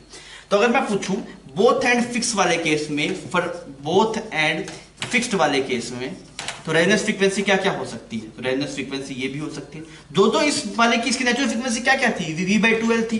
और क्या हो सकती है? 2V/2L हो सकता है। और क्या हो सकता है आपके पास? 3V/2L हो सकता है। तो ये सब के सब यहाँ पे क्या आपके पास? Resonance frequency. These all are named as resonance frequency. मतलब एक्सटर्नल बॉडी की फ्रीक्वेंसी इसके नेचुरल फ्रीक्वेंसी से मैच करे। नेचुरल फ्रीक्वेंसी हमें पता ये होती है। तो फाइनली आप बोलेंगे NV/2L आपके पास में कुछ दिखाई देगा आपको, NV/2L। यहाँ पे n क्या है आपके पास? n is positive integer. तो ये सभी आपके पास में frequency, this frequency will be called as resonance frequency. Resonance frequency. तो जो फ्रीक्वेंसी आपने पढ़ी है वो सबकी सब रेजोनेंस फ्रीक्वेंसी है। बिकॉज ये इसकी नेचुरल फ्रीक्वेंसी है ना, ये सबकी सब फ्रीक्वेंसी मिल सकती है। तो ये सबकी सब क्या कहलाती है? Resonance frequency. तो कई बार आपको बोल देगा रेजोनेंस फ्रीक्वेंसी, इसका मतलब क्या है? जो मोड्स पॉसिबल है वो सबके सब मोड किस में आएंगे? रेजोनेंस फ्रीक्वेंसी के अंदर। ये बोथ एंड फिक्स की बात हुई। अगर आप बात करेंगे वन एंड फ्री की, वन एंड फ्री की, अब बताइए कौन कौन सी फ्रीक्वेंसी हो सकती है? V/4L भी रेजोनेंस फ्रीक्वेंसी होगी। और उससे अगर मोड क्या पॉसिबल है? 3V/4L भी नेचुरल फ्रीक्वेंसी होगी। F is equal to 5V/4L भी नेचुरल फ्रीक्वेंसी होगी। तो ये सब आपके पास में क्या है? These all R resonance frequency. तो कभी रेजोनेंस फ्रीक्वेंसी का नाम आए तो घबराना नहीं है। जो फ्रीक्वेंसी आपने पढ़ी है वो सबकी सब क्या है? Resonance frequency. कुल मिला के इसकी नेचुरल फ्रीक्वेंसी यही हो सकती है ना। ये एक स्ट्रिंग जो दोनों एंड से फिक्स है उसकी फ्रीक्वेंसी या ये हो सकती है या ये हो सकती है, ये हो सकती है। ये सब इसकी नेचुरल फ्रीक्वेंसीज है। अगर external frequency natural frequency match कर जाएगी तो रस्सी का एम्पलीट्यूड बहुत ज्यादा हो जाएगा आपके पास में, और फिर वो हो सकता है कि आपके पास में ब्रेक हो जाए। क्लियर? अच्छा, ये आपके पास में दिस इज वन एंड ना, वन एंड फ्री। अच्छा, तो आप इसमें अगर जनरल एक्सप्रेशन लिखेंगे तो आप क्या बोलेंगे? F is equal to 2n - 1 V/4L। क्योंकि यहां पे n बाय मतलब ऐसे नहीं NV/4L, बिकॉज उसमें तो सेकंड हार्मोनिक भी आ जाएगा ना। मैंने यहां पे लिख दिया सर NV/2L, यहां पे n नहीं लिखा, बिकॉज इसमें अगर आप n लिखेंगे तो n की 2 भी हो जाएगी। तो मैं ये चाहता हूं कि भाई n की वैल्यू क्या क्या हो सकती है? ये इस वाले टर्म की वैल्यू है 2n - 1, कितना कितना हो सकता है आपके पास? ये 1 हो सकता है, 3 हो सकता है, 5 हो सकता है, 7 हो सकता है। तो इसको करने के लिए n को रख दिया, तो आप n क्या पुट करिए? n कोई भी इंटीजर पुट कर दीजिएगा, अब वही आएगा। देखिए n को आप अगर 1 पुट करेंगे तो V/4L, n को 2 पुट करेंगे दैट इज 3V/4L, n को अगर आप 3 पुट करेंगे दैट इज 5V/4L। तो आप n को इंटीजर पुट करते रहिए, अपने आप आ जाएगा। तो अगर आप नहीं सर हमें तो इसको MV/4L लिखना है, इस टर्म को m लिखना है, तो फिर आपको स्पेसिफिकली मेंशन करना पड़ेगा m will be always odd. तो अभी मैंने ऐसे लिख दिया, तो अब मुझे मेंशन नहीं करना पड़ा। n की वैल्यू आप पॉजिटिव इंटीजर रखते रहिएगा तो आपको ओड नंबर ही मिलेगा हमेशा। n is positive integer. समझ में आ गई? तो रेजोनेंस एक अच्छा कंसेप्ट है। वो ये बताता है कि जब एक्सटर्नल फ्रीक्वेंसी जैसे मास्टर की फ्रीक्वेंसी बच्चे की फ्रीक्वेंसी मैच कर दे तो क्या बढ़िया रिजल्ट आएगा। ऐसा ही होता है, मास्टर की फ्रीक्वेंसी बच्चे की फ्रीक्वेंसी से मैच करके अच्छा रिजल्ट आएगा। सिमिलर कहानी यहाँ पे है कि भाई अगर एक्सटर्नल फ्रीक्वेंसी नेचुरल फ्रीक्वेंसी से मैच करके, तो अगर रस्सी वाले केस में एम्पलीट्यूड बढ़ जाएगा, साउंड वाले केस में साउंड बढ़ जाएगी। तो हमेशा ये प्रैक्टिकल लाइफ में भी रेजोनेंस का कंसेप्ट इन्वॉल्व रहता है आपके पास। समझ में आई? घबराना नहीं है। जो फ्रीक्वेंसी आपने पहले पढ़ी है वो सबकी सब क्या है आपके पास? रेजोनेंस फ्रीक्वेंसी, क्योंकि वही नेचुरल फ्रीक्वेंसी थी स्ट्रिंग की। क्लियर? छाप लीजिए। कई बार आपको ऐसा सवाल भी देखने को मिल सकता है, इसके जो सवाल थे बहुत ही आसान है, तो इनमें कैलकुलेशन नहीं रहती, बस आपकी जो थिंकिंग बेटर होनी चाहिए चीजों को लेके। आपको सवाल में क्या बोला गया है देख लीजिए एक बार, पहले खुद से पढ़ दीजिए फिर मैं एक्सप्लेन कर देता हूं।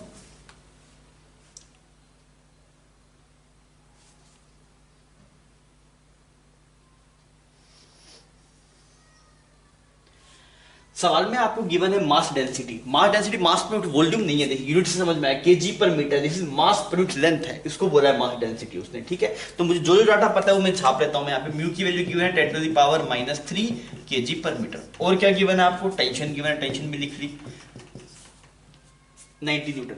अब क्या दिस वायर रेजोनेट, अच्छा हमने रेजोनेंस के बारे में बात कर चुके हैं। भाई रेजोनेट तब करेगा जब एक्सटर्नल फ्रीक्वेंसी और नेचुरल फ्रीक्वेंसी मैच कर रही हो।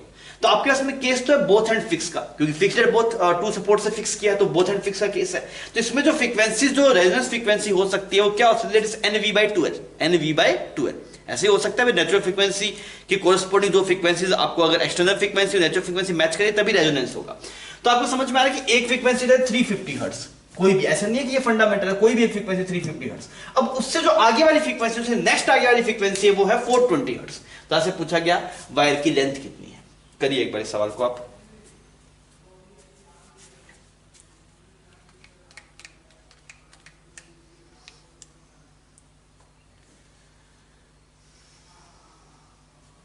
हाँ भी हुआ।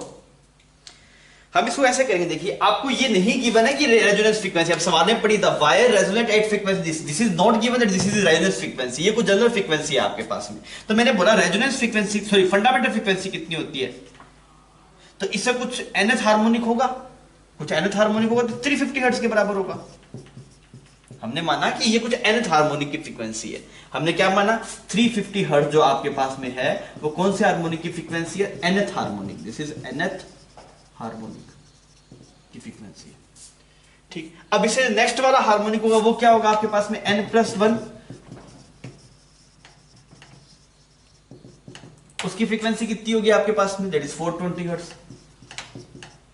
समझ में आ रहा है, क्योंकि सवाल में देखिए व्यू क्लियर लिखा हुआ है कि इससे नेक्स्ट वाला जो मोड पॉसिबल है, अच्छा इससे नेक्स्ट n+1 ही पॉसिबल है, क्योंकि बोथ एंड फिक्स में अगर आपके पास में थर्ड हार्मोनिक गिवन है तो फोर्थ भी होता है, सब हार्मोनिक मिलते हैं। पर अगर यही सवाल आपके पास में होता वन एंड फ्री का, तो ये nth होता तो n+2 करना पड़ता, बिकॉज n+1 उसमें होता नहीं है। अगर बच्चों यही सवाल होता आपके पास में वन एंड फ्री वाले केस का, तो यहां पे आपने मान लिया एक हार्मोनिक आपको nth मान लिया, अब नेक्स्ट nth नहीं हो सकता, नेक्स्ट होता है n+2। बात समझ में आ रही है, ठीक है। तो नेक्स्ट वाली फ्रीक्वेंसी क्या होगी आपके पास में, दैट इज n+1 v/2L। ये किसके बराबर आया आपके पास बच्चों, दिस इज 420 हर्ट्ज। कोई दिक्कत नहीं। अब क्या कीजिए, दोनों डिवाइड मार दीजिए, इन दोनों डिवाइड मारेंगे तो क्या होगा आपके पास में n की वैल्यू आ जाएगी। तो पहले उसको निकाल लेते हैं, तो यहाँ पे आया n/n+1, इन दोनों को डिवाइड किया आपने, 1 और 2 को डिवाइड किया तो v/2 साफ हो जाएगा, तो n/n+1 यह आया आपके पास 35/42। देख लो भाई, इसको इससे डिवाइड किया है तो v/2L साफ हो गया, वेलोसिटी सेम रहेगी ना, सेम रस्सी है आपके पास में, तो क्या है आपका n/n+1। इसको अगर आप देखें दैट इज 42n = 35n + 35, तो यहां से आपके पास कितना आया 7n = 35, तो n की वैल्यू आ गई 5। मतलब ये तो आपके पास फिफ्थ हार्मोनिक था, this is fifth harmonic, this is fifth harmonic, और ये आपके पास कौन सा हार्मोनिक है फिर, सिक्स्थ हार्मोनिक। क्लियर। तो अब आप प्रोसीड कर लीजिए, इजीली आपको लेंथ मिल जाएगा। क्या करेंगे आप, इसमें लिख देते हैं दैट इज NV/2L था = 350, n की वैल्यू पुट कर देता हूं 5, तो मैंने लिखा 5, वेलोसिटी निकाल लेता हूं √T/μ से, टेंशन 90 डिवाइड बाय म्यू किया तो ऊपर 10⁻³ आया ना आपके पास, तो ये बन गया 300 मीटर पर सेकेंड। चेक कर लीजिए एक बार, आएगा ये, ठीक है। तो v की वैल्यू आ गई 300 डिवाइड बाय 2 और l की वैल्यू निकालनी है, तो ये आ गया 350, इसने इसको मार दिया, यहाँ पे आपके पास 7 आ गया, तो l की वैल्यू आपके पास कितनी है, 15 divide by 7, this is 15 divide by 7 metre, ये लेंथ आ गई आपके पास। क्लियर है, कोई दिक्कत नहीं। तो अप्रोक्स आपके 2.1 के आसपास आएगी ना ये लेंथ, अगर आप देखेंगे that will B approx 2.1। Clear है। अगर यही सवाल होता, अगर जैसे मान लीजिए अगर इस सवाल में होता कि वन एंड फ्री का केस होता है, मैं यहां पे कर देता हूं फटाफट, अगर वन एंड फ्री होता अगर, तब क्या होता, आप एक तो लिखते हैं आप NV/4L = 350, और नेक्स्ट इक्वेशन बनती है n+2V/4L। यहाँ पे n+1 नहीं आता, n+2 आता आपके पास में, यह आता आपके पास में 420, फिर सेम प्रोसीजर करते मिल जाता। समझ में आ रहा है? उसमें n+1 नहीं, अगर n मिल गया तो फिर n+1 नहीं मिलेगा ना। अगर फर्स्ट हार्मोनिक मिल गया फिर सेकंड हार्मोनिक नहीं मिलता, वहां फिर थर्ड मिलेगा, तो n+2 लिखना पड़ेगा आपको। क्लियर है? ठीक है, छाप लीजिए। अगर आप बोथ एंड फिक्स वाले केस का प्रैक्टिकल एग्जांपल देखना चाहते हैं, आप गिटार देख सकते हैं। गिटार आपने देखा है, गिटार में अगर आप देखते होंगे तो गिटार की जो दोनों एंड्स होते हैं वो फिक्स होते हैं। आप ऐसे डिस्प्लेस में, मतलब जैसे ही आप डिस्टर्बेंस देते हैं तो वायर ऐसे ऑसिलेट करती है। आप फील कीजिए, गिटार की वायर ऐसे होती है, दोनों एंड फिक्स रहते हैं। यहाँ पे ऐसे एक स्क्रू बना रहता है आपके पास, ऐसे ऐसे स्क्रू रहता है, और यहाँ पे ऐसे एक फिक्स एंड रहता है। आप इसको बजाते हैं तो ऐसे ऐसे ऐसे बजती है। और समझ में आ रही है मेरी बात?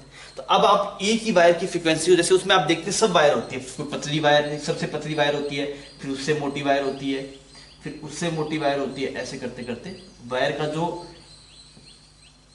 थिकनेस है हम वो बढ़ाते रहते हैं। गिटार में ऐसा ही होता है अगर आप देखते हैं तो। आप देखिए सब, अब इससे आपको फ्रीक्वेंसी, अब जैसे पतली वायर होगी वो अलग फ्रीक्वेंसी की वेव जनरेट करेगी, तो थोड़ी मोटी होगी वो थोड़ी अलग की करेगी, और मोटी होगी वो अलग फ्रीक्वेंसी की वेव जनरेट करेगी। ऐसा ही होता है क्या गिटार के अंदर?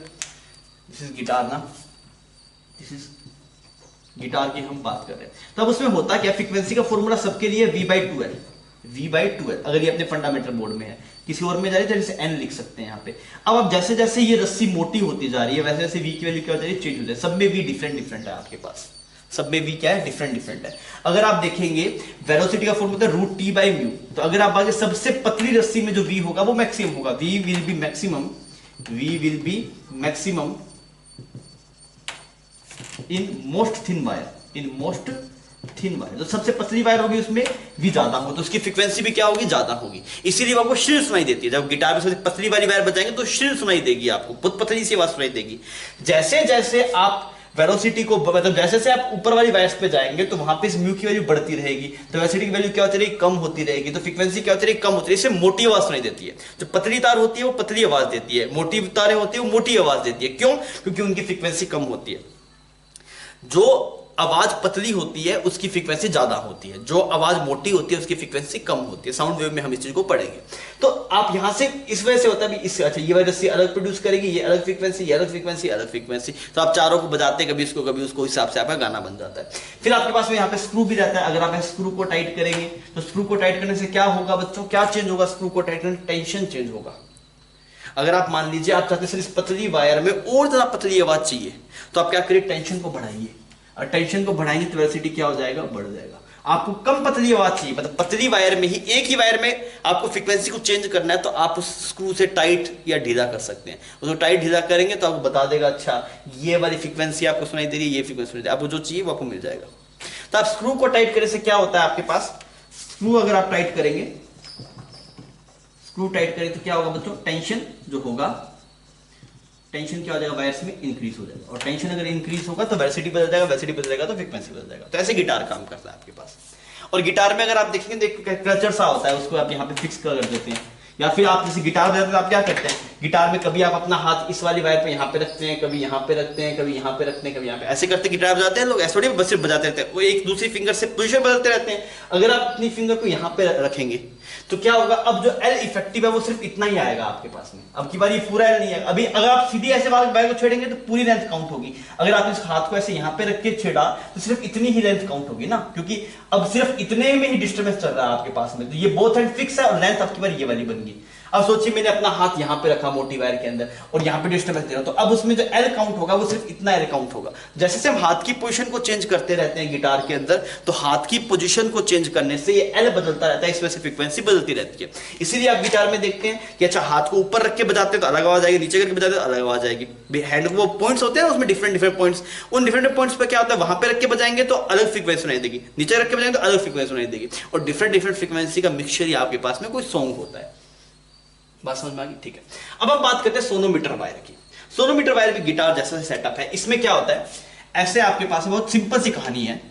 यहाँ पे ऐसे पुली लगा रहता है आपके पास में, यहाँ पे फिक्स्ड है और यहाँ पे ऐसे वायर लगी रहती है ऐसे, ठीक, और यहाँ पे ऐसे मास हैंग किया जाता है, ऐसे मास, ठीक है। ये सोनोमीटर वायर बोलते हैं इसको। अब अगर आप देखेंगे, अगर आपको टेंशन बढ़ाना होता है तो यहाँ पे आप लोड ऐड कर सकते हैं। Load can be added here, load can be added here. तो अगर आपको टेंशन बढ़ाना होता है तो आप एक लोड उठा के इसके अंदर डाल देते हैं। लोड उठा के फिर इसके ऊपर रख दिया और ऊपर रख दिया। तो टेंशन आप चेंज कर सकते हैं लोड को चेंज करके, by changing load tension can be changed. Sonometer wire है तो ऐसा सेटअप बना लेना ना आप, इसमें घबराना नहीं है सेटअप। अब इसमें टेंशन कैसे चेंज करते हैं, स्क्रू को टाइट करके। यहाँ पे कैसे करते हैं, इसके ऊपर वेट डालते रहेंगे, तो वेट डालते रहेंगे, टेंशन तो mg के बराबर होगा ना यहाँ पे, इस वजह से टेंशन कितना होगा mg के बराबर। तो टेंशन को आप बदल सकते हैं इस यहाँ पे वेट की वैल्यू को चेंज करके। फिर एक आता है सोनोमीटर ब्रिज। अब जैसे मान लीजिए इसमें लेंथ कैसे चेंज करते थे, जहां पे अगर मैं यहाँ पे हाथ रख लूं तो यहाँ पे इतना सा बचेगा, यहाँ पे हाथ रख लूं तो इतना सा बचेगा, यहाँ पे रख लूं तो इतना सा बचेगा। मेरी बात समझ में आ रही है? ठीक है। अब देखिए अब यहां पे लेंथ कैसे बदलते हैं, तो यहां पे एक सोनोमीटर ब्रिज होता है। क्या होता है बच्चों, sonometer bridge. This is named as sonometer bridge. जहां पे सोनोमीटर ब्रिज रख दिया वो पॉइंट क्या बन जाएगा, नोड बन जाएगा। जैसे यहां पे तो हमें पकड़ना पड़ता था ना, इसको अच्छा ऐसे पकड़ा, अब ये भी नोड इसके बीच में ऑसिलेट करेगा। यहां पे क्या होता है, जहां पे आपने सोनोमीटर ब्रिज रख दिया वो पॉइंट क्या बन जाएगा, नोड बन जाएगा। Position where we kept bridge ऐसा कुछ नहीं होता है, एक ऐसे वेज शेप का होता है, ऐसे वेज शेप का होता है, आप रख देते हैं उसको। तो अब क्या होता है, वायर नीचे नहीं जा सकता ना, वायर ओसिलेट नहीं कर पाएगा यहाँ पे, तो ये वायर को ऐसे पकड़ के रखता है आपके पास में, समझ में आ रहा है। तो वायर को ऊपर उठने नहीं देता ये। तो ब्रिज मतलब ऐसा नहीं बस एक जैसे ईंट नहीं होती, ईंट वैसी मान लीजिए ईंट हमने लगा दी यहाँ पे, पर वो थोड़ी सी शेप उसकी अलग होती है, वो अलग फॉर्मेट में होता है थोड़ा सा, पर मतलब वही है कि नीचे आपने एक ऑब्स्टेकल लगा दिया, वो नीचे नहीं जा सकती वो वायर। तो position where we kept bridge will behave like node. अब ये वाला पॉइंट ऑसिलेट नहीं करेगा, अब ये रस्सी अपने आप में यहां पे ऑसिलेट करेगी, ये अपने आप में, अब दो रस्सियों की तरह काउंट होगा ये। क्लियर? अब सुनिए, अगर ब्रिज नहीं होता तो ये दोनों फिक्स एंड की तरह काम करता है। पुली किसकी तरह काम करेगी, फिक्स्ड एंड, क्योंकि ये उठने नहीं देगा ना, इसको टाइट है यहाँ पे, तो ये रस्सी अब फिक्स्ड एंड की तरह काम करे। अगर आप ब्रिज लगा देंगे तो अच्छा, अब ये वाली रस्सी भी तो बोथ एंड फिक्स है, ये वाली रस्सी बोथ एंड फिक्स है। बात समझ में आ गई? तो इतनी सी बात है सोनोमीटर वायर में। सोनोमीटर वायर में आपको वेट बोल देगा, तो वेट से आप टेंशन निकाल लीजिएगा। सोनोमीटर, दो सोनोमीटर ब्रिज के बीच में पोजीशन भी दे सकता है। जैसे मान लीजिए ऐसा हो सकता है यहाँ पे भी सोनोमीटर ब्रिज हो आपके पास, तो अब कितनी रस्सी हो जाएगी, एक ये रस्सी, एक ये रस्सी और एक ये रस्सी, ये L1 बनेगा, ये कुछ L2 बनेगा, ये L3 बनेगा। समझ में आ रहा है? तो इसको अलग ट्रीट करेंगे, इसको अलग ट्रीट करेंगे, इसको अलग ट्रीट करेंगे। तो समझ में आ गई बात आपको? जहां पे सोनोमीटर ब्रिज रख दे वो पॉइंट क्या बन जाएगा, नोड बन जाएगा। फिर बाकी सब फिनोमिना जैसे पहले करते थे वैसे ही करना है आपको। ठीक है, छाप लीजिए। ठीक है बच्चों, तो ये लेक्चर और ये चैप्टर हम यहीं पे ख़त्म करते हैं। और चैप्टर थोड़ा सा लंबा है, थोड़ा सा गणित आपको दिखाया गया जानबूझ के। तो इसमें से क्या क्या चीज़ें इंपॉर्टेंट है मैं वापस आपको बता दे रहा हूँ। सबसे पहले तो आप इक्वेशन ऑफ वेव को बहुत ढंग से देख लीजिएगा ना, उसमें कभी गलती मत। इक्वेशन ऑफ वेव वाला जो कंसेप्ट है, डायरेक्शन ऑफ वेव, वो स्टार्टिंग वाला पार्ट वो ढंग से देखिएगा। फिर वेव वेलोसिटी वाला v=t/μ, वो इंपॉर्टेंट रहता है आपके पास। फिर पावर में सिर्फ एक फॉर्मूला आपको याद रहेगा, उससे बात बन जाएगी आपकी। और स्टैंडिंग वेव के अंदर जो लास्ट में आपने बिल्कुल पार्ट पढ़ा, that is mode of frequency, वो आपके पास में इंपॉर्टेंट रहता है। ये इतने पार्ट से सवाल पूछता है, बाकी से नहीं पूछता। फिर भी एक बार आप प्रीवियस ईयर लगाएंगे तो आपको आइडिया लग जाएगा। आई होप आप चैप्टर को समझ पाए होंगे, मैं आपको समझा पाया हूँगा। फिर भी अगर मान लीजिए आपको कोई दिक्कत आए, डाउट्स आए, तो आप पर्सनली पूछ सकते हैं। ठीक है बच्चों, okay, thank you for watching.